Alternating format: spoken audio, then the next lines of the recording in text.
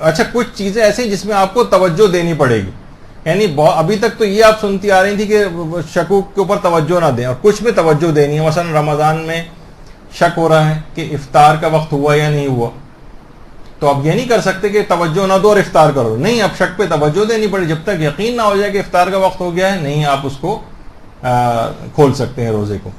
اسی طریقے سے کافر ملک سے جو ذبیحے آتے ہیں، جب تک اطمینان نہ ہو، یقین نہ ہو کہ اس کو شرعی طریقے سے ذبح کیا ہے، مسلمان نے ذبح کیا ہے، تب تک اس کو حالت شک میں نہیں کھا سکتے.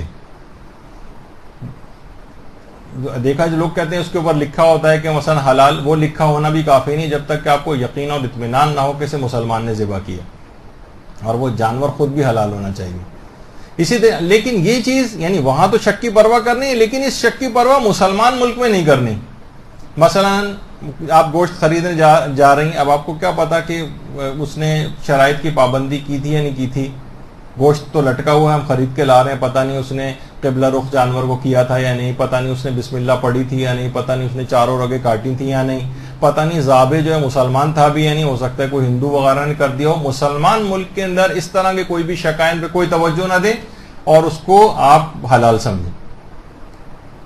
باقاعدہ فقہ قانون ہے. اس طرح سے مرغی بھی آپ خریدنے جاتی ہیں، اسی طریقے سے آپ مثلا گوشت خریدنے جاتی ہیں، تو وہ آپ کے لیے بالکل جائز ہے. ان شکوک پہ توجہ نہ دیں کہ ہو سکتا ہے اس نے ایسا نہ کیا ہو، سمجھیں گے کیا ہوگا.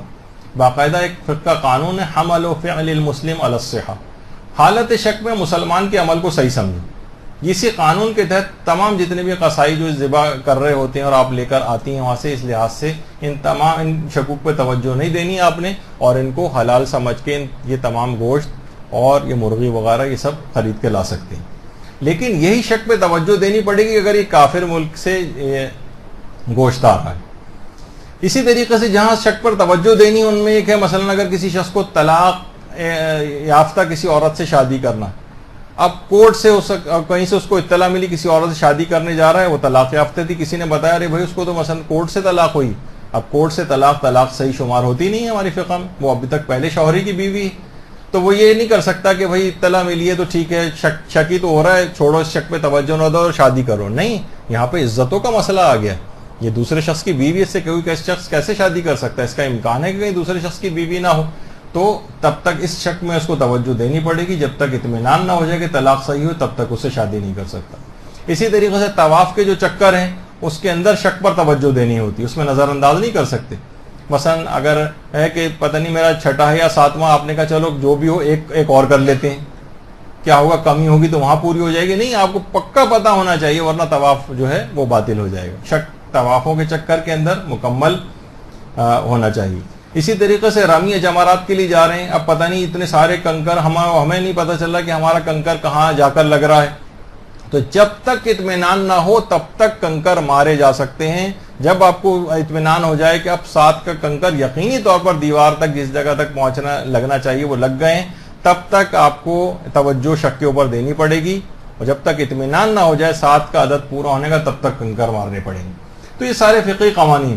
اسی طریقے سے اگر شک ہو کہ جناب ابھی وقت نماز آیا یا نہیں آیا، تو جب تک اطمینان نہ ہو جائے نماز نہیں پڑھ سکتے آپ.